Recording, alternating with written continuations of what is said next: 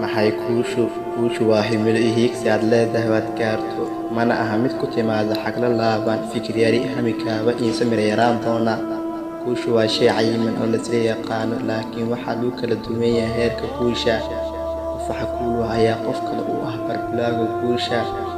Guusha waxaa sarkooya hiigsiga, hanka iyo humaaryada mustaqbaleed uu qofku leeyahay. Markaas waxay ka dhigan tahay in wax kuul ah ayaa qof kale u ah bilowga hayaanka uu hiigsanayo. Qof kasta guusha haddii la yimaado dadaal, go'aan cad iyo weliba himilo fiican wuu gaari karaa. Guushu ma aha mid qof gaar leeyahay, waa fursad dadka soo wada mara oo kala gedisan. Markaas isku mid ma noqonayo. Marka isku day inaad noqoto midkii heli lahaa guusha.